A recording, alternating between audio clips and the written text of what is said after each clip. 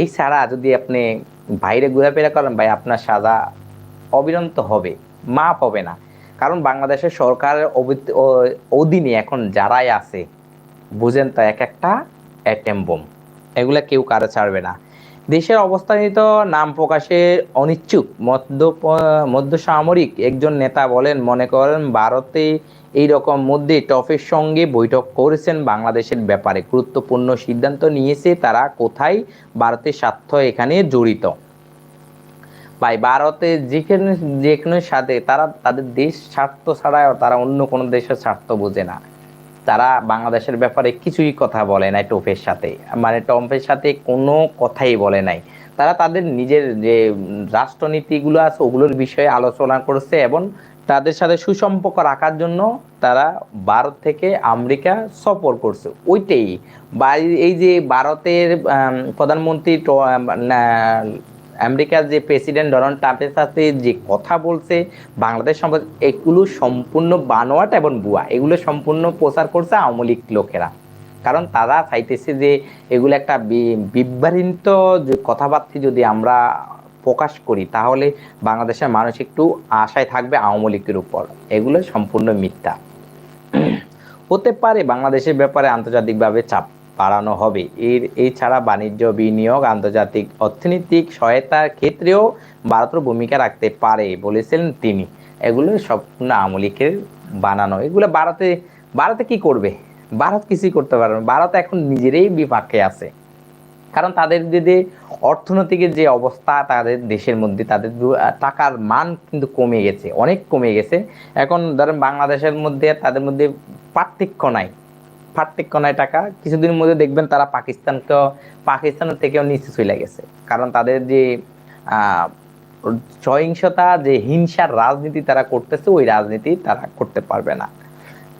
আওয়ামী লীগ নেতা কর্মীদের বক্তব্য, মন্তব্যের এবং রাজনীতি পর্যবেক্ষকদের মতে আওয়ামী লীগের ভারতের নির্যাতনের বিষয়টি দৃষ্টিগত করা হচ্ছে। রাজনৈতিক বিশেষজ্ঞ এবং ঢাকা বিশ্ববিদ্যালয়ের শিক্ষক রাশেদ রওয়াং খান বিবিসি বাংলাকে বলেন, রাজনীতিতে ফেরার ক্ষেত্রে ভারতের সাহায্যের বিষয়টি তারা ভাষায় আওয়ামী লীগ পুরো দমই বিশ্বাস করেন। দেখছেন, একজন বিশ্ববিদ্যালয়ের যে অধ্যাপক উনি বলছেন আওয়ামী লীগরা এখনো বিশ্বাস করে যে ভারত বাংলাদেশকে ক্ষমতায় বসাবে।